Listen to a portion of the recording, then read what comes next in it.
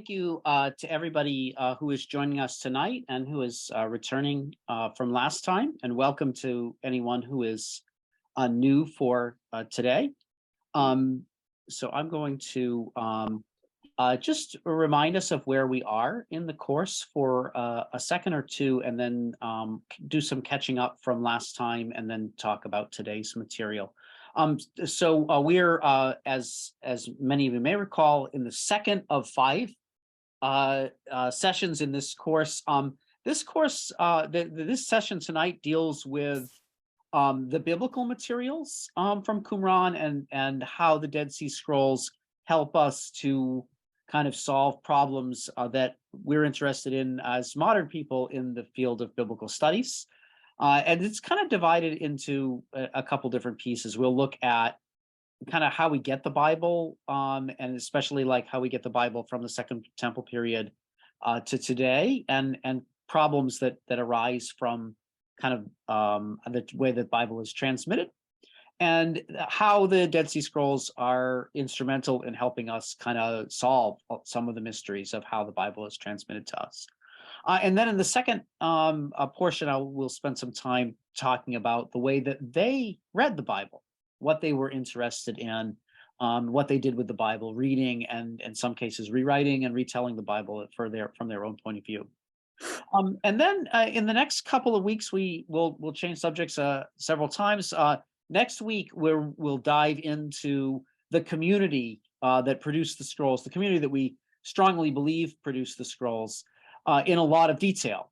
So we'll try to look at the way that they organized themselves, the way that they situated themselves within Judaism of the ancient world, the way that they lived their daily lives on the shores of the Dead Sea, and then a great deal about their ideas.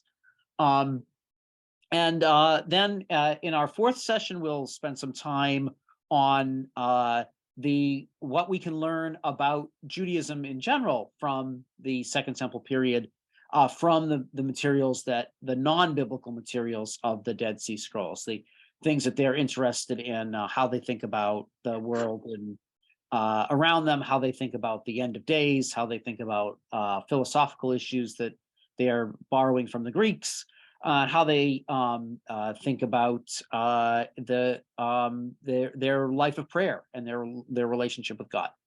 And then finally, in our last session, we'll look at, we'll kind of return to the contemporary frame, and we'll look at controversies, modern controversies that have arisen around the Dead Sea Scrolls. Some of them you may be familiar with, controversies involving fakes and forgeries, controversies involving theft, stolen scrolls and that sort of thing, and then controversies surrounding the publishing of the scrolls and weird ideas that people have come up with that you may encounter when you hear about, if you watched a Dead Sea Scrolls documentary on the Travel Channel. Surely you would encounter questions about Jesus or John the Baptist, or whether the scrolls, any of them, have been hidden or destroyed, or those sorts of things will be kind of the focus of our last session. Before we get into today, at the very end of our first session, we had a question about other resources, and we said we would give you a brief bibliography.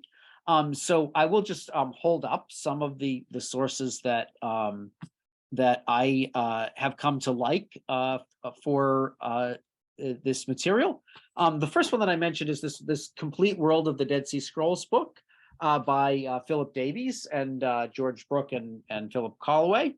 And this is kind of a great, just general introduction that explains everything from how a scroll is made, to carbon-14 dating, to questions about the site at Qumran, to what is all of the content of the various scrolls. So a great book for a general audience, still pretty technical and still pretty solid information in here, but meant for you to encounter the full range of the information that's out there, from the archaeology to the history to the literature, in sort of an easy to access volume. This one, the second one that I have by James Vanderkam and Peter Flint, called The Meaning of the Dead Sea Scrolls. This is meant more for an academic audience, but it also it's similar in style to to the Davies book, this will give you kind of the range of stuff that's out there, the archaeology, the history, and the texts, but with a little bit more of an emphasis for like readers who are familiar with the Bible and questions around the Bible and the Second Temple world. I put up 3 different translations as well, if you want to just read the content of the scrolls. Geza Vermesh's The Dead Sea Scrolls in English is my favorite. This is really accessible. It's in like its 7th or 8th edition now, but you could even find this online. This is like if you want to just figure out, what is in the Thanksgiving hymns or what is in the Temple Scroll, and read the Temple Scroll for yourself in English. Vermesh is a good way to do that. Other very good translations that you may find in a bookstore or you may encounter. Again, these are mostly contain the same things as Vermesh. This one, The Dead Sea Scrolls Translated by Garcia Martinez. And then Abegg and Wise. This one, The Dead Sea Scrolls, a new translation. So those are good books for if you want to know what, like if you want to really want to read the scrolls themselves. And then the last book that I have is this really fascinating one. Maybe not the first book that you would want to read about this, but this is called The Dead Sea Scrolls Bible. And this is actually, somebody took all the biblical materials, we're going to talk about the biblical materials tonight. They took all the biblical materials that were found at Qumran and they made a Bible out of it. So this is not the Bible like the Jewish Publication Society Bible or the New Oxford Annotated Bible or any of these like Bibles that you would find in a bookstore that have like a contemporary translation of the scriptures that have been transmitted from antiquity. This is like taking the scrolls themselves and making a Bible as they would have had it. So a little bit different from our Bible, as we'll learn about today. Mostly the same, but a little bit different. And then the last thing that I wanted to mention is the Dead Sea Scrolls, the Digital Dead Sea Scrolls project at the Israel Museum. And this is, if you want to see high resolution photographs of the scrolls themselves, but it also has a lot of supporting encyclopedic and other information about the scrolls that you can, articles, all that sort of stuff.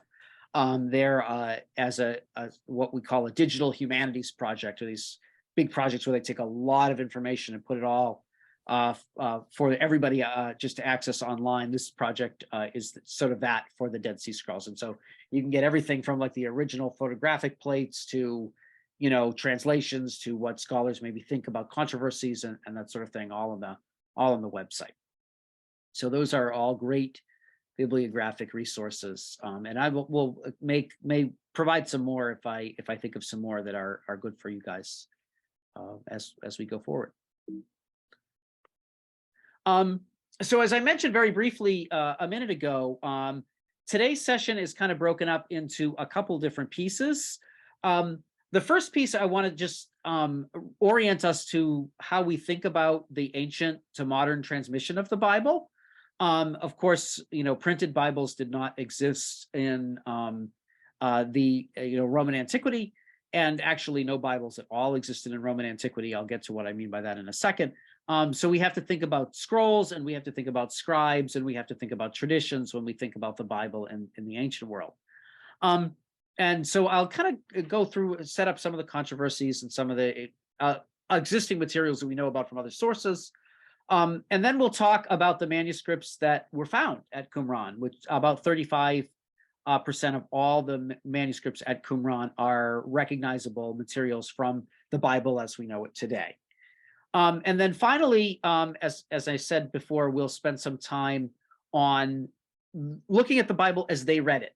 And not so much like reading Deuteronomy with them, but looking at the ways that they creatively used the Bible, the ways that they maybe rewrote the Bible, and the ways that they interpreted the Bible that are different from the ways that we do it today by and large. So we have a very modern perspective. They have a very different perspective from ours, and what they're interested in, and the way that they use texts. And that will tell us a lot about just like what the Jewish world is like. So because they're not doing this totally differently from everybody else, the Qumran community. This is I think from what we know about the Second Temple world, kind of the common way for the Jewish community and even the early Christian community to understand the Bible in this period is in the way that the Qumran community does. So we'll look at that in a little more detail. I thought I would start by just raising some biblical studies questions. So if we're studying the Bible, these are some questions that people ask, and they're loaded questions, but they're questions that the scrolls can kind of help us answer a little bit. One of those questions is how did we get the text of the Bible that we have today? Where did it come from? How old is it? It says lots of controversies and lots of discussion over the centuries about how authentic is the Bible. Is it, does it go all the way back to go back to David and Solomon? Was it made up at a later time? Did it become corrupted? If we say it became corrupted, what does that mean?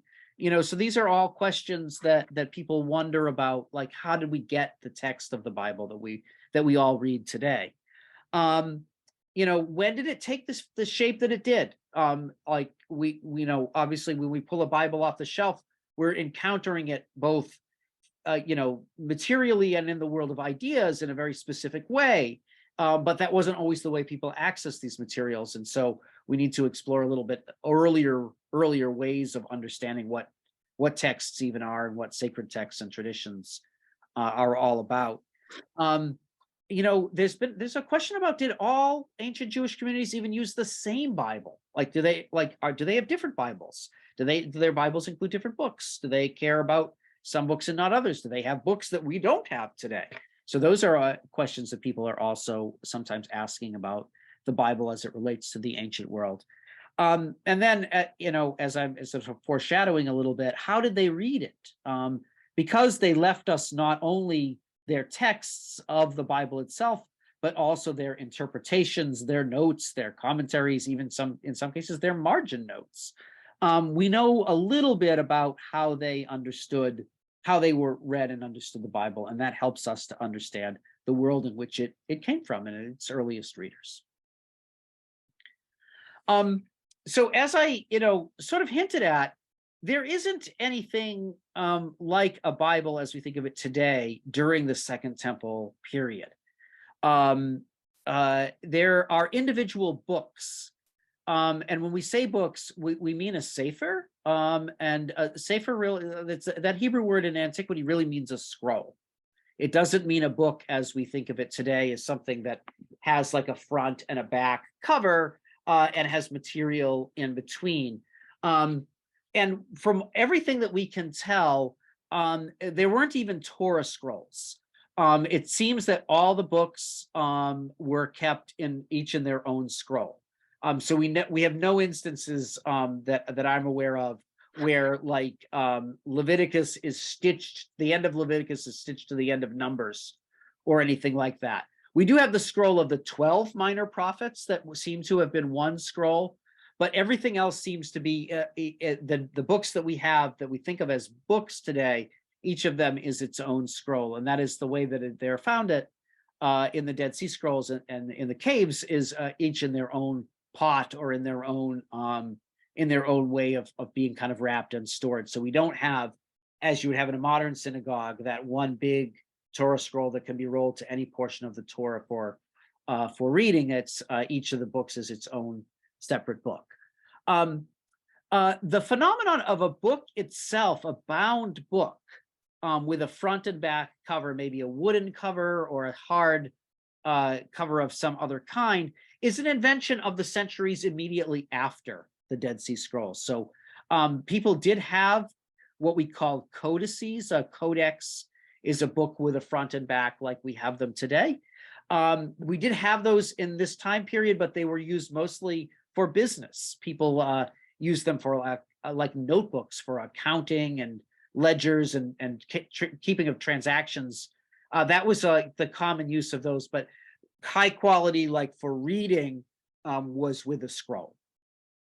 And this, I think, sort of form kind of follows function a little bit here, phenomenon going on with the way that we think about even what is in a Bible. The thing about a codex with a front and a back is it does it kind of presupposes that certain things are in it and certain things aren't. So when we make an anthology, or even when we make a Torah scroll that has 5 books in it, we're making selective decisions about what is and what isn't in a scroll or a book, and we call that canon. Canon's from a Greek word that means like a rule or a measuring stick, but it comes to mean the rule of what goes inside a book, what's allowed and what's not allowed. And so Bibles, as we think of them now, as a collection of books that have a set of books in it, are really a phenomenon of later antiquity, the later Roman period. So we don't have that at Qumran. And so when we talk about a Bible, the Bible, we like to say that right up front, just because we want to understand really more in terms of like what they considered important for them, not really what they assembled into a single collection of writings as we would in the modern period. So coming to the question of the antiquity of the Bible, we know that the text of the Bible is quite old, like older than the scrolls. So in earlier time periods, maybe especially in the 19th century, there were doubts as to whether any of the texts went back to genuinely ancient times, or if they had become so corrupt that we wouldn't recognize them from antiquity. We actually have some sources from antiquity, and we have good reason to believe that the text of the Torah, particularly, has been around for a long time. And the best evidence that we have of its earliest shape is actually not from scrolls, or not from biblical scrolls per se, but from amulets or phylacteries or tefillin, or whatever word you want to use for these scrolls that are used in not for reading, but for protective purposes, to mount on a doorpost or to be worn on the body, maybe around the neck or on the forehead, and as has been the practice in different centuries.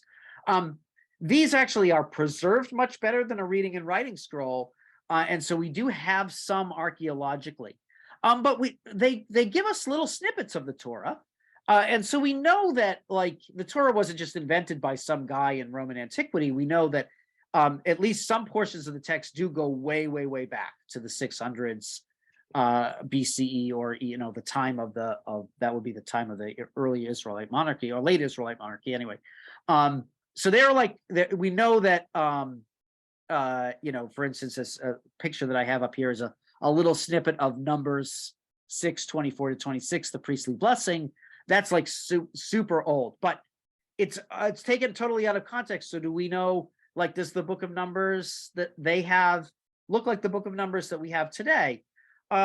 We have to wonder a little bit about this. And we do have some other sources that help us to understand this. And I'm going to explain each of the sources in turn. But just to put some terms out there, some other sources of the early sources of the Bible that we have one is what we call the Masoretic text. This is the text in Hebrew, and it's the text that is preserved from antiquity in Jewish communities, both Karaite Jews from the Karaite tradition, a minority Jewish tradition that survives in Israel down to this day, as well as among the rabbinic Jews, the Jews that followed the rabbis that give us the Mishnah and the Talmud and that sort of thing, in northern Israel from the same time period. They seem to share this text that we call the Masoretic text, which I'll share a little bit more about in a minute. Additionally, we have another kind of Bible called the Septuagint, and this is the translation of all of what were the Hebrew scriptures into Greek, and it's preserved by Christian communities by and large from very early antiquity. We have fragments of manuscripts of the Septuagint from before the time of Jesus, and we have full manuscripts that are earlier than any other manuscripts that we had before the Dead Sea Scrolls. And then one other source of just the Pentateuch, just the Torah, not the prophets or other writings like Daniel or Job, is in the Samaritan community, the community that lives near modern day Nablus in the West Bank, that practices a very, very ancient form of the Israelite religion as they interpret it. They still do animal sacrifice and other practices that aren't really lived out in any other community today. They have their version of the Torah, which I'll share a little bit about as well. So all of these are kind of our evidence for what the Bible was in antiquity. I'll say just a little bit more about each of them really quick. So this Masoretic text really becomes the Bible that we know as the Hebrew Bible for certainly for Jewish communities, and then in Christian communities, in Christian translations of what Christians call the Old Testament, from the 19th century onward, really rely on this text we call the Masoretic texts. The Masoretes, as we call them, it comes from an Aramaic word for traditionalists, so people who are keepers of a tradition. And these are people that in the later period of antiquity, the Byzantine period and the Islamic period, made themselves responsible for the preservation and the transmission of the Bible and for the Hebrew language after the Hebrew language stopped really being spoken in everyday life. They lived mostly in the 4 holy cities in Israel, the 3 cities in the north, Tiberias, Tiberia, Sepphoris or Zippori, and Safed or Zafat were kind of their home base. They also give us lots of other things that are used in the daily practice of Judaism through the Hebrew lens, including the vowel pointing system. These, if you recognize the vowel points, this is, I think, a piece of the book of Joshua on the right-hand side here. This is from a Masoretic text from the mid-10th century called the Aleppo Codex. And this is the earliest complete manuscript of the Bible that we have in Hebrew. It was produced in Tiberias in around 950 of the Common Era. It's a famous enough manuscript that it has a history, like a known history, like that was stolen during the Crusades, and then it ended up in Cairo. We kind of know the story of this codex, and so it gives us an interesting window into what the early medieval Jewish community was preserving as a Bible. But we think the text itself is much, much older. And as we'll see, the scrolls basically confirm that the words of the Bible that are in the Masoretic text are pretty close to what people knew from the earlier periods of antiquity as well. This is just from my own photo collection. This is a 2016 excavation attempting to discover or uncover the Masoretic period Great Synagogue in Tiberias, where the Aleppo Codex may have been born. That's me on the top of the hill of dirt there, piling up the dirt. We didn't the Masoretic, like the Aleppo Codex, was not found in the ground. It's been in libraries since its life began. But anyway, it may have been born right here in this mud puddle. The second source that we have from antiquity is this what we call the Samaritan Pentateuch, and this is the text that is used by this Samaritan community that have an open air temple on Mount Gerizim in the modern day Kiryat Luza in the West Bank. From the earliest period of at least of Roman history, it was known to be like another source for the Torah besides the Torah that the Jews read. Even like Bible scholars in antiquity, people like Jerome, who tried to make their own translations of the Bible in the Latin and that sort of thing, knew about the Samaritan Pentateuch as another Pentateuch that was out there. it contains only the 5 books of Moses, Genesis, Exodus, Leviticus, Numbers, and Deuteronomy. And it contains about 6,000 differences from the text that we have in the Jewish Bible. And I'll stop for a second because I see a raised hand. Aaron wants to ask a question. Yeah, is 6,000 a lot of difference? Because it's just a number to me. So it's a great question. So the answer is really it's not a lot. A lot of them are just differences of spelling or words, but there are some substantive differences as well. I'm going to show the most important substantive difference from the Samaritan point of view. Maybe not as important from the Jewish point of view, but very important from the Samaritan point of view. I'll show one example of it.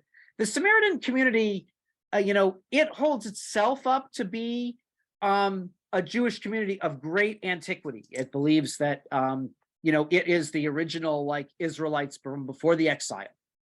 And so when they read the Bible themselves, they read themselves into the old stories about the northern Israelite kingdom of Samaria, and the kingdom that was in opposition to the southern kingdom of Judah, that was destroyed by the Assyrians in the 700s.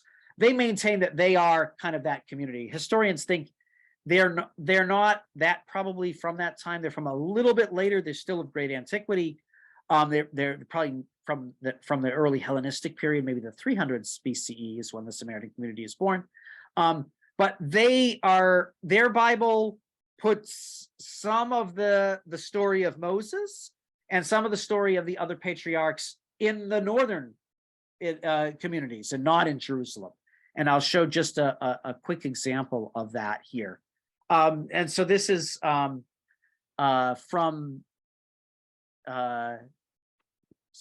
Deuteronomy 27, and it's in the version of Deuteronomy that everybody else has. This is a story of a commandment that's being given to the Israelites when they enter the land, and they're told to set up a monument and an altar to God on Mount Ebal. Is the way that all the Bibles that we will read today will say Mount Ebal. And it's always been a little bit puzzling to modern Bible scholars, at least since modern biblical scholarship, because only a few verses later in Deuteronomy, there's a curse levied against Mount Ebal and a praise against Mount Gerizim. And so people have wondered for a long time, has this text been switched up a little bit? And lo and behold, the Samaritans, who to this day live on Mount Gerizim, their version of the Pentateuch, which I put their version of Deuteronomy here, says that God commanded the Israelites to build a temple on Mount Gerizim, not on Mount Ebal. So that's an example of a difference that matters at least to a group of people. It's not a spelling difference or a difference of that may change the meaning of a word because one letter is changed or something like that. This is a real substantive, dispute for a community that wants to say it's of great antiquity on a particular mountain and it has the original form of religion. This is matters at least to them. And it obviously mattered to somebody else if they went and changed this on them, as it looks like the Jewish community did, and before the text comes down to the present day. That's a big reveal that I'll get to in a minute. Yes, sir. I'm sorry, I ask again. Are Yeah. these the same Samaritans that stayed behind in Israel when a lot of the Jews from Jerusalem got shipped off to Babylonia? They are. They definitely have been there that long. Yeah. So they have not been there since the King Ahab and his community was shipped off to Assyria. But they have been there since. They have been there for they have been there for a long time. Yeah. So anyway, that's a little bit esoteric of an example, but an example of how the text might be different from what it was in antiquity to what we have today. Is just one little example here, and I'll trace this example through to the end for you. But just to kind of change gears for a second and talk about the Septuagint. So the Septuagint itself has a fascinating story. It's a translation into Greek that happens very, very early. And what happens in the 300s, as most people know, or maybe you remember from high school history class, Alexander the Great conquers the whole world in 300 and the mid 300s BCE, and so all of a sudden the whole world is Greek. And Greek generals, in the aftermath of Alexander's death, they end up in charge of pretty much everywhere, including Egypt, including the land of Israel, including the places that will become Babylon and modern day Iraq and Persia and that sort of thing.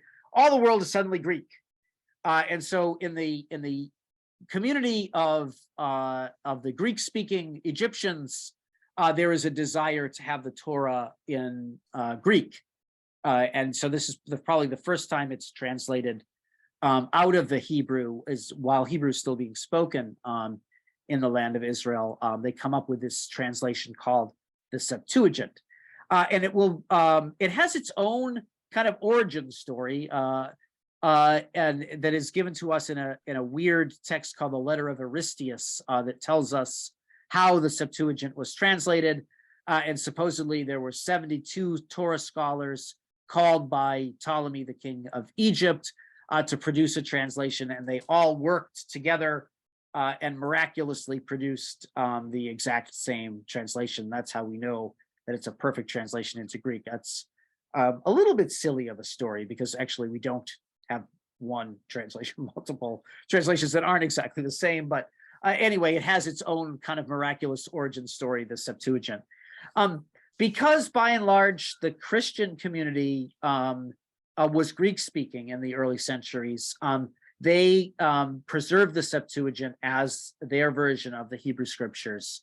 And so we have a lot of Septuagint manuscripts from early Christian history, from the 3rd century, the 4th century, the 5th century, etc. Sometimes you might see this abbreviated, just as a throwaway fact, as LXX. That's LXX is not an abbreviation for letters. That's actually the Latin number 70 for these 70 plus or minus scholars.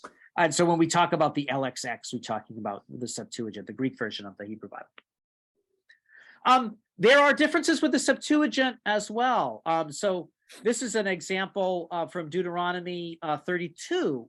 It's a psalm that's embedded in Deuteronomy, but the Septuagint version, the Greek version of it, has more verses. And they seem to be just sort of strung together with the verses that the Hebrew Bible knows about. And we find this a lot with the Septuagint, that the Septuagint sometimes has more stuff than the Hebrew scriptures have. And so one of the great mysteries is always, did they take some stuff out to make the Hebrew Bible? That's a theory that Christians sometimes have put forward as an anti-Jewish polemic, that they cut away things that they thought were unimportant. The other argument also holds, maybe the Christians added stuff that wasn't originally there. So this has always been a little bit of a mystery. How do we get, sometimes there's big differences as well. Like the book of Jeremiah in the Greek Bible is almost a third longer than it is in the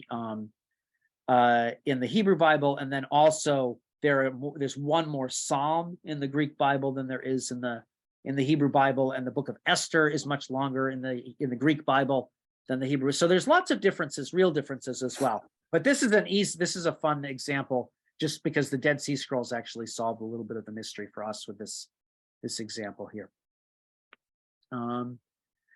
So I'll step away from kind of textual questions for a second and just talk a little bit about what was found at Qumran, and then we can sort of see how Qumran can answer some of these questions.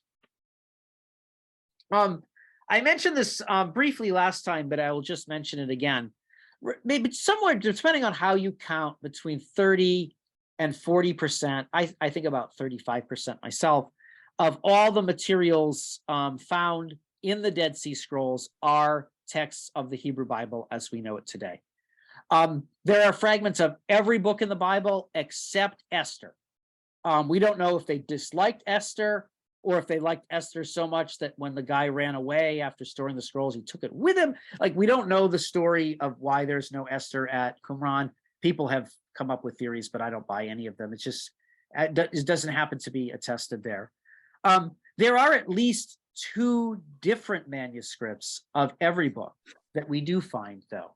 And the picture on the right-hand side here shows you just how many. So more than 20 different copies of Genesis. Yep, I saw a hand. Yeah, I just wanted to ask about something you raised last time, that the book of Isaiah was one of the most popular things found at the site, I believe. Yes. I was wondering, does that have any significance, or are you going to get into that at all? Or I did not have anything about the prevalence of Isaiah, but there are, like, I want to say there's like 50 plus copies of Isaiah that are found. Everybody knows the Great Isaiah Scroll, because that's, like, if you've ever been to the Shrine of the Book in the Israel Museum, that's the one that goes all the way around the outside in the middle. That's the Great Isaiah Scroll. But I think that they're interested in Isaiah for the same reason that, well, I know that they're interested in Isaiah for the same reason that the Christians are, which is that they use it as a tool to sort of prophesy about the end of days. They love to use individual passages, especially from the second and third parts of the book Isaiah, to imagine a future world as they would like to see it, a world that maybe there's a coming war with the Romans that they are victorious in, and that God is going to sort of restore, because the theme of the third part of Isaiah is that God is going to restore righteousness in the land and make Israel a righteous people again, and usher in a golden age, which matches very well with, like, Greek expectations of a golden age too. So, like, these ideas are floating around in the ether, and I think that that's why Isaiah is a very inspiring book for them. They're not, like, basing their religious practices off of Isaiah. That's what they're doing with, like, Numbers and Deuteronomy especially. But they are using it to, like, I don't want to say predict, like not like an oracle, but they're, like, writing their predictions or their prophecies about the future. Does that make sense? yeah, thanks. Yeah. So great question. And I haven't done as much. I've been more with the Pentateuch than with the prophets today, but I maybe can come back to the prophets when we talk about angels and demons a little bit. Yeah. So there are, lots of Torah manuscripts found at Qumran, but as I mentioned a little bit earlier on, there are no Torah scrolls where we find the 5 books of Moses stitched together. So that doesn't seem to be a way that they are encountering the text in their time period. The other thing is that there really are no explicitly Christian materials found at Qumran. So things that we would think of that represent characteristically Christian ideas. The Qumran folks don't have texts that talk about Christian ideas about the resurrection, for example. There's nothing like that found. There's nothing that talks about any of the distinctly Christian figures like Jesus or even John the Baptist, or the early Christian community in any way. That's not found at Qumran. And the antinomianism, as it's sometimes called, the opposition to the practice of Jewish law in daily life that we find in early Christian texts, is also not found at Qumran. Yes. Was there a Christian community explicitly at the time that these scrolls were stashed away? I thought that this was very early. It was very new, but it did exist. So the scrolls were probably stashed away in maybe in the early to mid 60s, Right. as late as 70 of the Common Era. We know from both the authentic writings of Paul and from the book of Acts that Paul met with the Christian community in Jerusalem in what would probably be the late 40s or early 50s of the Common Era. So they do exist.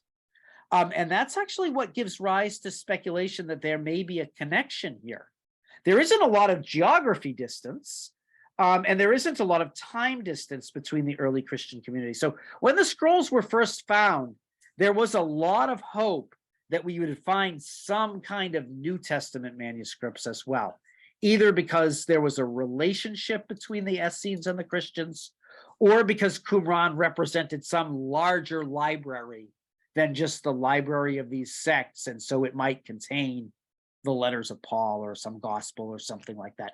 But they've never been found. And so it doesn't seem that there was necessarily any connection there. That doesn't stop people from making all kinds of speculations.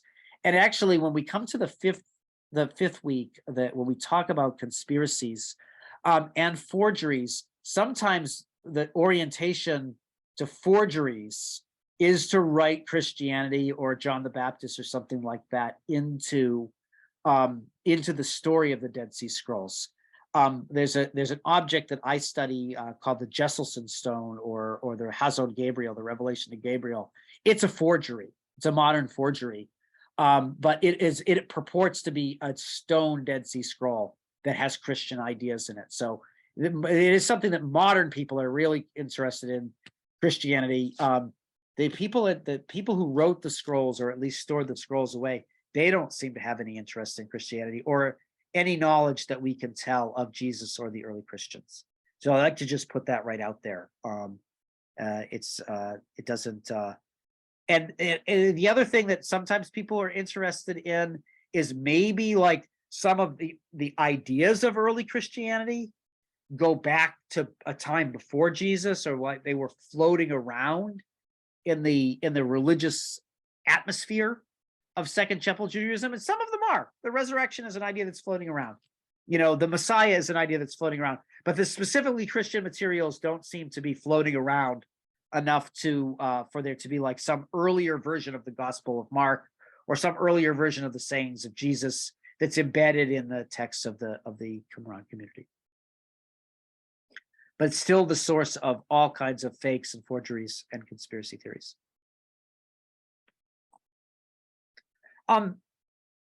So this was a slide that I had left out from last time, just to show what a biblical manuscript from Qumran looks like. So this is a manuscript of Genesis 1:1. I put up there just because I thought some folks might be able to recognize the text here. And so you can see, if you can read the Hebrew, the handwriting of the scrolls. First of all, the handwriting isn't that far off from our modern way of writing Hebrew. But we could, if we read the text very closely, we see that it is in fact fairly like letter for letter identical, word for word identical with the book of Genesis that we have today. And so that's really significant, not just for this one text that I have on the screen, but for the whole of the Torah. It tells us that the text of the Torah that we have, we can date it to maybe 1,000 years earlier than we had before. Because we have like 20 manuscripts of Genesis and 25 of Exodus and what have you. We have lots and lots of manuscripts. We can now have a good sense of what their version of the Torah was. And we can find that that Masoretic version that we get from the medieval times, from the 900s or thousands of the Common Era, is pretty close to the Torah that we have in antiquity. And that's interesting. It's an interesting. It's particularly in the way that it forecloses certain theories about how the Bible is transmitted to us. So the Bible can't be like a late antique forgery or something that was corrupted by Constantine or any of these other ideas that we might have, if we have manuscripts from the 1st century that look more or less like the Bible that we have today. And that is some of what we do find. That's the kind of the biggest takeaway from the discovery of the biblical materials at Qumran, is that they really have kind of a Torah and a collection of prophets that's very similar to what we have today, but not exactly like.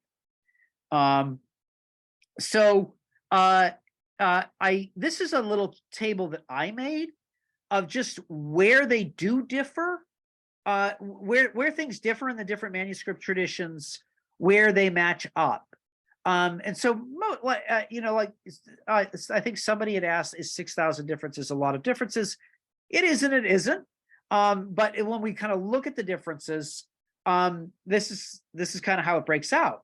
About 60% of the time, when there are differences, let's say between the Samaritan text or the Greek text or what have you, or the scrolls themselves from the Bible that we have today, they match the Masoretic text, they match the Hebrew text about 60% of the time. And so it does seem like they were following that same manuscript tradition, and they had that tradition is very well preserved in what the Bible that comes down to us today. But not all the time. Sometimes they match the Septuagint and not the Masoretic text. And then in a few cases, they even match the Samaritans and not the other versions. And then about 20% of the time, they have their own version. They've made their own changes to the biblical manuscripts, we think, because we have the same version in all the other ones, but theirs is different. That's kind of a way of letting us know that they too are kind of tinkering with the Bible as they are putting it together as well. So we can see here, I showed you this psalm from Deuteronomy a few minutes ago. And we have the Masoretic text, the Hebrew Bible that we have in like the JPS or the NRSV today. That's on the left-hand side. Then we have the Greek Bible on the right-hand side. And it turns out what we have in the Bible at Qumran is in the middle of those two things. So it has some of the verses that are in the in the Septuagint, but are missing from the Masoretic text. But it's also missing some of the ones that are in the Greek one, and that are only in the Greek one.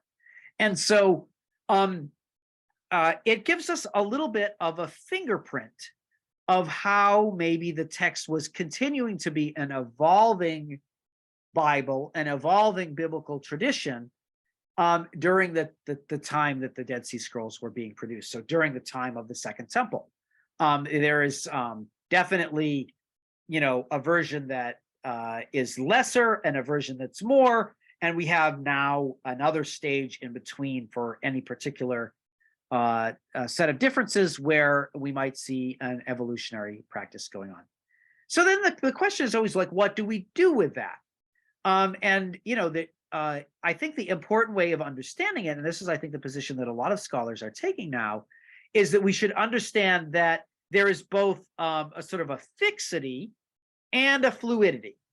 So that it is mostly a fixed text. It's mostly the Torah that we remember from antiquity. They remember it, and they treat it very seriously. They don't just do whatever with it, but also that it's not totally fixed the way that it's fixed for us today, where you don't really add anything to it or take anything away from it. So it's somewhere in between those things.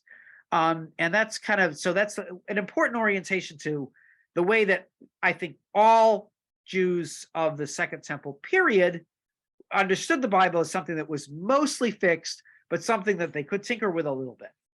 And that's, we can interpret that in different ways, but that's kind of what the evidence suggests from the scrolls.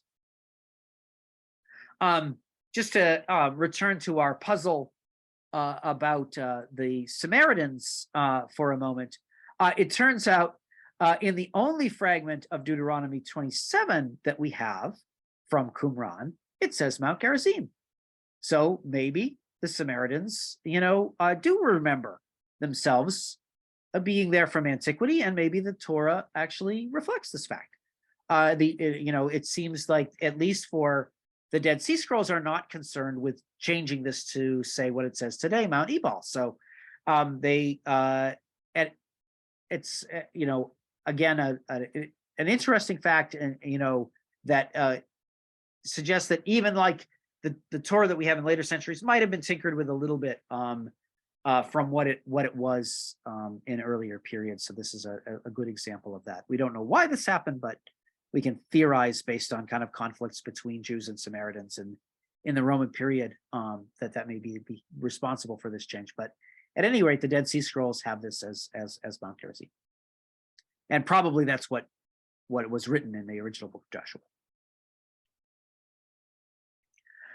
Just two more fascinating phenomena about the scrolls as scrolls. One is that they are written in two alphabets. Their Hebrew is itself undergoing a change in writing in this period. And there's an earlier writing system that was of great antiquity that comes down from the Phoenicians. I have an example of a portion of Leviticus here on the screen here. We think this is like the oldest manuscript at Qumran, and it's maybe 100 years or so older than the other scrolls. But people date that in some respects because of the handwriting. But we can see two kind of really cool things. One is this other alphabet that we know from other like inscriptions and monuments is still kind of in use in this period. But also the thing that I think is the coolest is they write from the line on the top and not the bottom.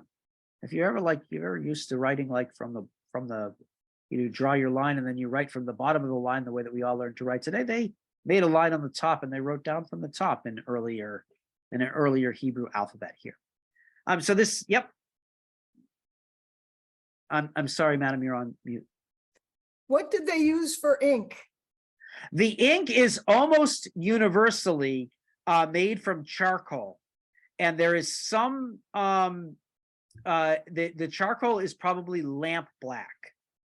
So they are burning palm fronds. Palms grow in the Dead Sea. They're one of the only things that grows in the Dead Sea region. So these like tamars, date palms.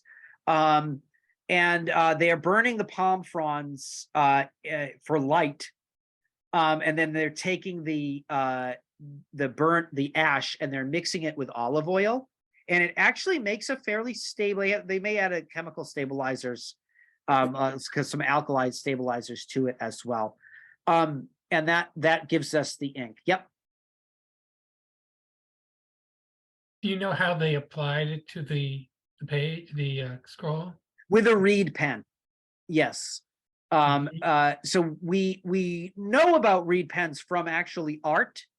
Like there are mosaics and wall art that show people writing with reed pens, and so we know that this is probably how they wrote. They might have written with a feather. There's not really a way to like. There's just not a lot of birds in that in that area. They might have remembered the chicken feather or something like that, but probably with a reed pen.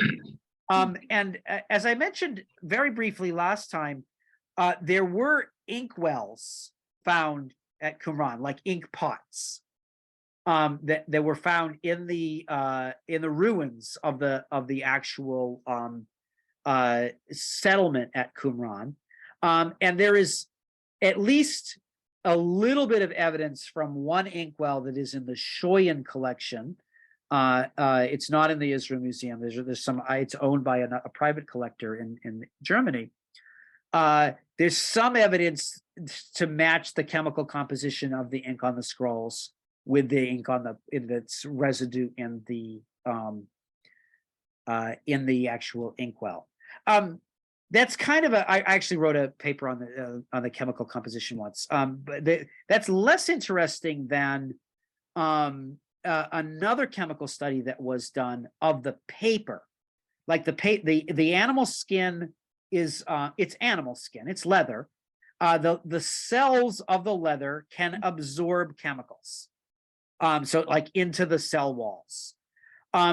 And there is some evidence from some destructive testing that was done of manuscript fragments that had no writing on them, that the unique composition of salts from the Dead Sea was actually absorbed into the papyrus, or excuse me, into the parchment.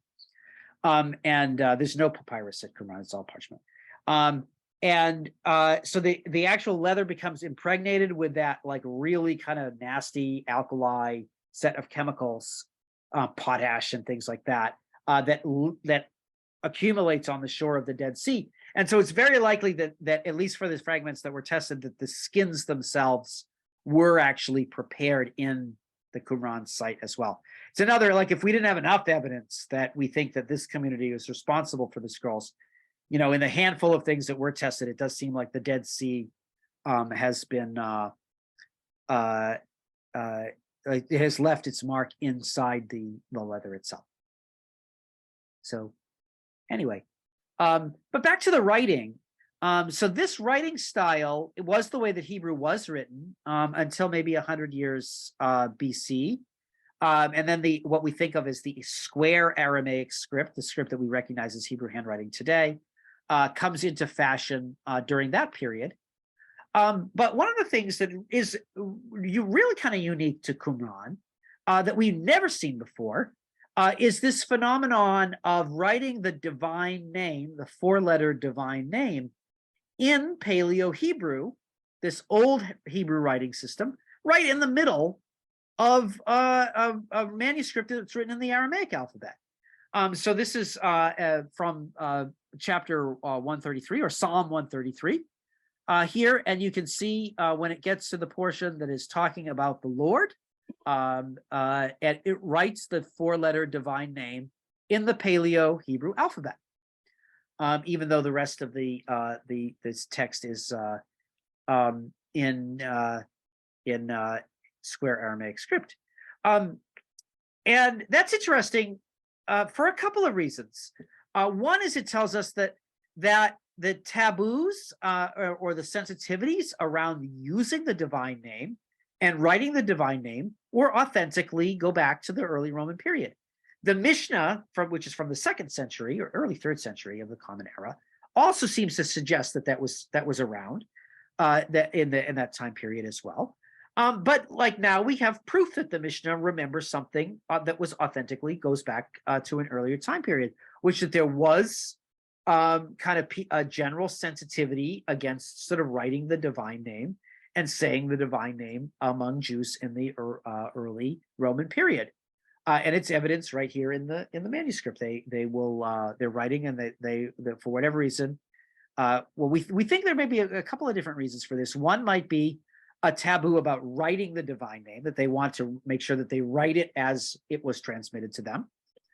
Another possibility is, as we have seen in more modern practice, medieval and modern practices, it may be a signal, like a cue, when somebody is vocalizing this text to not say the name out loud. So when I encounter this four-letter squiggly symbol, then I know to say Adonai or Hashem or whatever the preferred safe or non blaspheming vocalization of the divine name is. So anyway, and it's just an interesting fact. We see it all over manuscripts from Qumran that they do this specifically with the divine name, and they rarely write other things with this alphabet. What's even cooler, I think, is that they do it even when they're writing in Greek. So this is a Greek fragment. I don't remember exactly where it's from. Do I say where it's from? I think this is also from Joshua. And so this is of the Septuagint translation of the Bible into Greek. But when they encounter God's name, you wouldn't spell God's name in Greek in a way that would bother people to say. But they write it in this alphabet as well. So how are we doing on time? We have half an hour. We might want a few minutes at the end for questions. Yeah. I have this movie left over. This was meant to be played last time. It's actually a movie that tells the story of the finding of this fragment. But it's a real quick 2-minute movie that just talks about the most recent discoveries of Dead Sea scriptural materials that were made just in the last couple of years. And so this is, I think, a video from 2021. So we're still finding stuff. And like there had been a large gap in finding stuff, but there's this new cave called the Cave of Horrors that they were finding materials in very recently. So I'm going to try to play the movie for you for a second.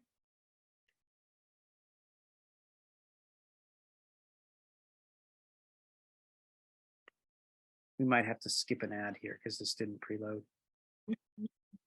Before we were using Monday.com, our team was drowning in work. Our days used to split between work and a race against antiquity thieves.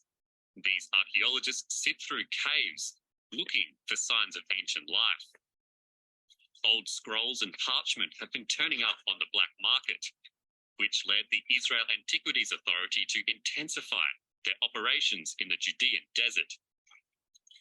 This is known as the Cave of Horror, named after 40 skeletons were found here 60 years ago. And there are signs robbers have already paid a visit, but they didn't dig deep enough. Archaeologists discovered fragments of 2,000-year-old biblical texts. What we found is new fragments of a scroll that we have known before that had been discovered in the 1950s and early 1960s. But what we found is new parts of the puzzle of this rather large manuscript. The manuscript is of a translation into Greek of the 12 minor prophets from the Bible. The fragments are believed to have been hidden during the Bar Kokhba revolt, an armed Jewish uprising against Rome. They weren't the only discovery. Researchers found a 6,000-year-old mummified skeleton of a child, coins, combs, and remarkably, a 10,000-year-old basket, thought to be the oldest ever found. Wow, this is by far first place. It's the most amazing thing I encountered, I've seen in my life. It's kind of huge. It contains about between 90 to 100 liters, and it's all intact. This is, as far as we know, the most biggest intact basket, oldest intact basket that we know of. Archaeologists hope the findings will lead to more understanding of the beliefs of a little understood Jewish sect. So anyway, yes, the little fragment that we just saw there, it's actually, if I remember correctly now, it's actually from Zechariah, but it gives us Now, this is quite like I said, insight into some of the religious practices, and clearly one of those practices is this kind of sensitivity around the divine name. So I want to shift gears for our last segment and just spend a little bit of time with how they view the Bible, and some of the ways that they reinterpret it, the way that they retell it, and some of the other texts that we know from this period through other sources, and the way that that kind of interacts with the biblical materials. And I wanted to just describe for you this category that's commonly used with the Dead Sea Scrolls, called Rewritten Bible. So this is in addition to the biblical manuscripts, the manuscripts of the Bible as we know it. There are also other materials that tell biblical stories or interpret the Bible, but aren't actually the text of the Bible. So they're like a different version of Genesis, or they're an expansion of a story that we know from, the book of Numbers, or they're a commentary on the book of Habakkuk or the book of Isaiah or something like that. So these kinds of materials, parabiblical materials and rewritten biblical materials, are also found at Qumran, and they give us a lot of insight into the way that Jews in the Roman world read the Bible, not just the text that they had, but at what they were interested in and what they wanted to do with the Bible. And sometimes it's quite different from the way that we read it. So the phenomenon of rewritten Bible, basically, it expands or it alters a biblical story to serve its own purpose. So that purpose could be one of a number of different things. Often we'll see it will be used to illuminate minor episodes or figures from the Bible. Sometimes it's somebody in the Bible that we just got to know more about. You know, this character, you know, Genesis 4 character called Tubal-Cain, or, you know, Genesis 6 has this guy called, Genesis 5, a guy called Enoch. We got to know more about these people. So like they want to solve the puzzle of like, who are all these characters that are maybe just mentioned a little bit. Another thing that they like to do is they like to resolve inconsistencies, ambiguities, or gaps. So they like, I'll show you a cool question, you know, that they resolve by rewriting the Bible in a second. But, you know, sometimes like there's a story that doesn't make sense, or there's two different versions of a story in the Bible.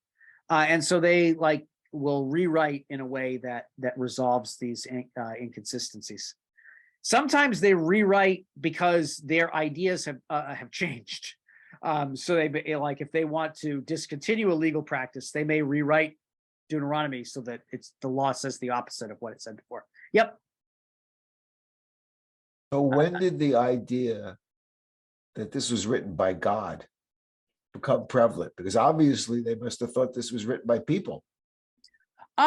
You know, that's a great question. And so we're not totally sure whether the fact that they believe that was written by God and the fact that they change it are necessarily incompatible with each other. You know, so I know that sounds very, very strange to a modern reader, and to our modernist sensitivities, but there are ways of resolving that for an ancient Jewish community. One is that they can have a new revelation, right? The other is that they can have a pious fraud. You know, they can they can just start making pretend that the new text is the old text or something. So these things these kinds of things do happen. We don't know. We actually don't know as much about their attitude towards honesty and integrity in the text as we do know about the changes that they make. Sometimes they make changes and we just don't understand them. But yeah, it's definitely, it requires a little bit of mental gymnastics. They really do believe, and I'll show you in the book of Jubilees in a second, they believe that like an angel came down from God to give Moses the story of the creation. That's like narrated. And yet somehow they still don't mind changing Genesis a little bit. And it is a little bit, it's a mystery for us. We just, and we don't know what to do with it. Yeah, they don't have, anyway, maybe I've said too much already, but I wish I could answer your question better. They do have a sense that it's revealed by God, and they also don't mind changing it. It's like, it's a weirdly incongruous sense. I do wonder, if you're just putting me on the spot a little bit, if the so strongly held beliefs about the verbal revelation of the Quran in the Islamic period may influence Christians and Jews as well. Like once the Muslims, because they're all kind of living in the same world, once Muslims start to believe in the verbal inspiration of the Quran, maybe that fixes the text more. I don't, but now I'm out of my expertise and into sort of speculation there. Yeah, so anyway, this is this phenomenon of rewritten Bible. Just to show you a couple of illustrations with the time that we have left of some examples of rewritten Bible. You know, one genre that is very, very important to them is this genre that we call apocalyptic writings. And apocalyptic writings don't necessarily talk about the end of the world, although they often do, but they don't always talk about the about the end of the world, but they are always involve some kind of revelation by angels or God to individual human beings. That's kind of the rule of the genre of apocalyptic literature. And you know, the revelation from an angel, remember, they live in a world where angels and demons are all around them. And revelations from angels help them to answer questions, religious questions of their day. So they are struggling with rapid changes. They're almost like a world that we live in. They have rapid changes in technology, rapid changes in knowledge, they have all these new ideas that are coming in from other parts of the world, from Persia, from Egypt, from Greece. And so they're presented with challenges to their thinking that they never have had before. And so sometimes they will respond by using angels as like a solution to that. And one of the things that they do is they fixate on this guy named Enoch. And Enoch was the great grandfather of Noah, the father of Methuselah. He's mentioned very briefly in genealogy in Genesis 5. But there's this one kind of almost throwaway comment about Enoch in the genealogy that says he walked with God and then he was not, for God took him. And they will interpret this to mean, and we know because they wrote a huge body of literature, they will interpret this to mean that Enoch went up to heaven without dying. And so Enoch can become a character that moves, not seamlessly, but, he moves without difficulty between heaven and earth. And he can kind of break down that boundary. And so he can go up Jacob's ladder and he can get a revelation from God. And then he can bring it down and he can answer these difficult religious questions that they have. And it's really a fascinating genre. Everybody in the early Jewish communities is concerned with Enoch. Enoch is even mentioned in the New Testament. In the book of Jude mentions him. Yep, Alice. Is that like an early Christian idea of kind of God took him, but he came back, or? The early Christians, they share this idea with the people at Qumran. So it seems like both the Qumran community and the early Christians believe this. The idea of being called up to heaven like Enoch is mentioned in the writings of Paul. And then in the writing of the letter of Jude, ostensibly by the Apostle Jude, the second to last book in the New Testament, also mentions an ascent involving Enoch. So the Christians do know about Enoch, but the Qumran people also believe the same things about Enoch. And so we think that maybe all Jews in the Second Temple period, or at least lots of them, had these ideas about Enoch going to heaven and bringing down messages. Just one example of the way that they use Enoch to problem solve for them. They have this. This is a portion of the book of Enoch called the Book of the Watchers that answers the question of, like, how does evil enter the world? And so we have a little bit of that story with like Adam and Eve, but it's not a satisfactory answer for these kind of very Greek thinking people about why is, they have this problem, like, why is there evil in the world? And so the answer that will be revealed to Enoch in literature that we find, at Qumran and in other places, is that there is these fallen angels, and that they fell from heaven. And when they fell from heaven, they brought down to mankind all of the sins that mankind still practices today. Whether that's, I have them on the next page here. So, wearing bracelets, making swords and knives, enchantments, astrology, poison making. All these things are at least narrated according to this revelation to Enoch. The result of these wicked angels that come and teach mankind, which is a very Greek kind of a way of thinking about this. If you know the story of Pandora, or the story of Prometheus bringing fire from Greek mythology. So this is a kind of a Jewish version of that story using the fallen angels. So that's the book of Enoch. Another book that we find a lot of copies of at Qumran is something called the Book of Jubilees. Jubilees is a retelling of the Genesis and Exodus story, but it solves a lot of the historical problems, at least as the early Jewish communities saw, with inconsistencies, with kind of a lack of an overriding theme, that people with these stories about the patriarchs and Noah and even Moses and Joshua and that sort of thing. And it divides up time into these 49 periods of history, and it calls them jubilees. And that knowing the Jubilees can help you understand like when one age is coming to an end and another age is going to begin. And so all the risings and fallings of kingdoms are related to these Jubilees, and the fate, the good judges and the bad judges, and all this, like the difficulties that befall the people of Israel in different periods are explained by these cycles of time. But there's another cool thing about Jubilees that we get from, I didn't actually include it in here. I'm missing a slide, but I'll just tell you about it. Jubilees contains, at the very beginning of it, an answer to a question that everybody wants to know, which is, how did Moses know about what happened at the beginning of the world? Right? If you believe that Moses wrote the 5 books of Moses, it's always a question, and they all believe that.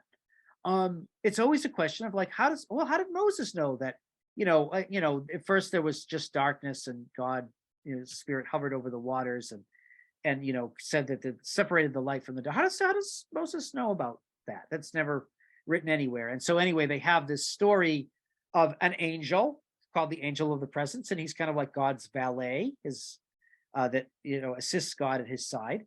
And the angel comes down to Moses, and the 40 days that Moses is up on Mount Sinai, he writes this down for Moses. He doesn't just tell him about it.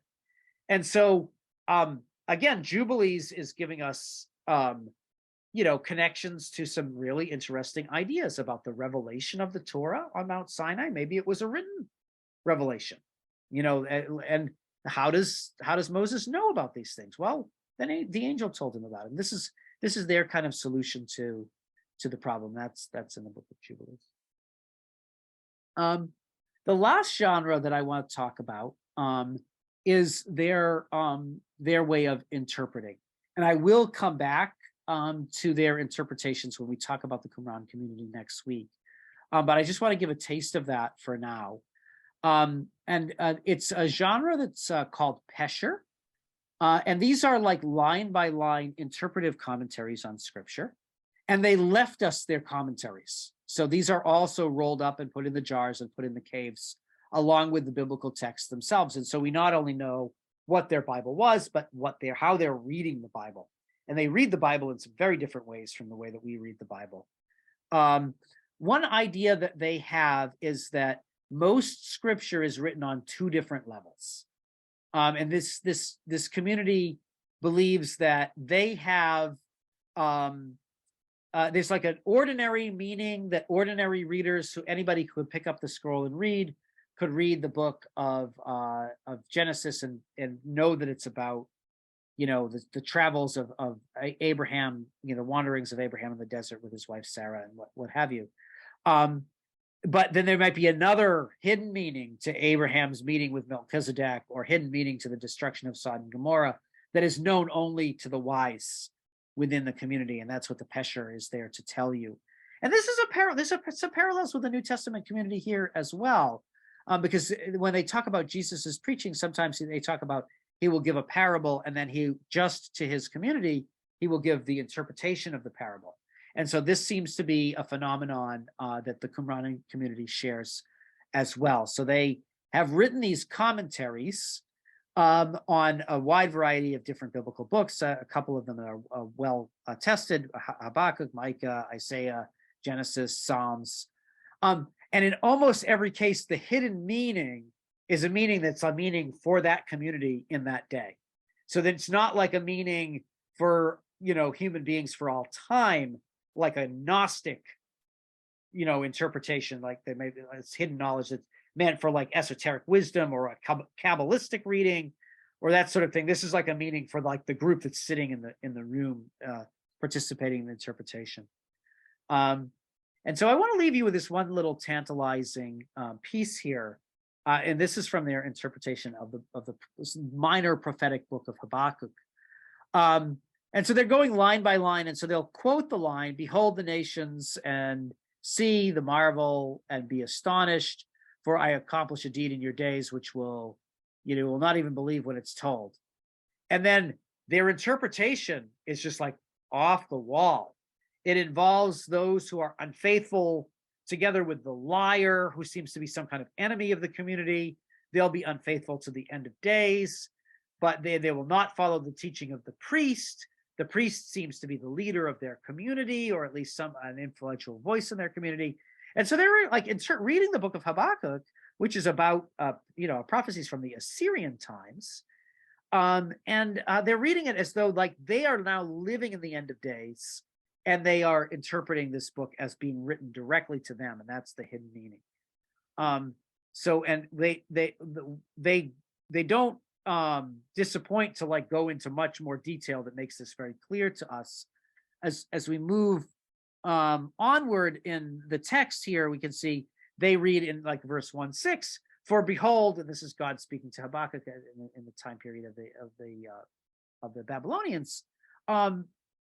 Behold, I arouse the Chaldeans, the Babylonians, that bitter and hasty nation, which you think is about the destruction of Israel by Babylon, but interpreted for us, this concerns the Romans, who are valiant in war. They call the Romans the Kittim, but we know that they mean the Romans, because they actually tell us, in the war scroll, I think they even tell us like Augustus is the king of the Kittim, so we know that they mean the Romans.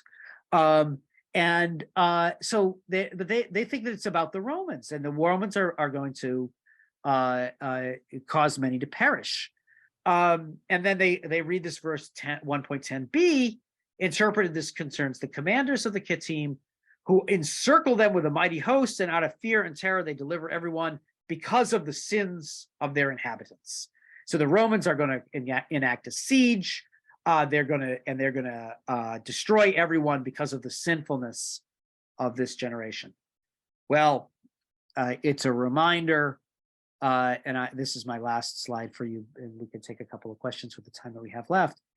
A reminder that right down the road, less than 20 miles away, the Romans are in fact encircling and besieging the fortress of Masada, right as these texts are being written. And so if we're wondering about the mindset of this community, thinking that they're living in the last days, they are living in a moment where that all of the Jewish world is in a battle for survival and destiny with the Roman army. And so are we getting exactly an interpretation of contemporary events in their reading of the book of Habakkuk? Maybe. I mean, it certainly seems plausible that they are looking out the window and they are reading the events around them as being as though they are themselves living in the Bible. And so that's what I'll say to sort of set us up for the overall dynamics of this community as we move into the discussion for next week. But with the time that we have left, I'll take whatever questions we might have.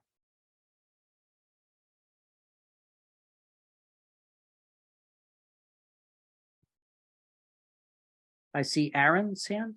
Yeah, sure. Is there any thematic consistency to these pesher? Like, are they trying to preserve their community? I remember they're celibate, so they have to live off recruits.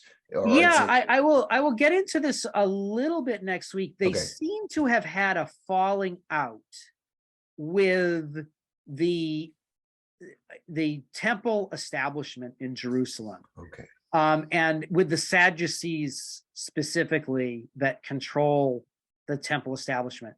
Lawrence Schiffman, who's one of the world's leading authorities on the Dead Sea Scrolls, he's at NYU. He has written quite a bit about the practice of Jewish law at Qumran, and he shows that they seem like they are Sadducees, so they may be dissident Sadducees.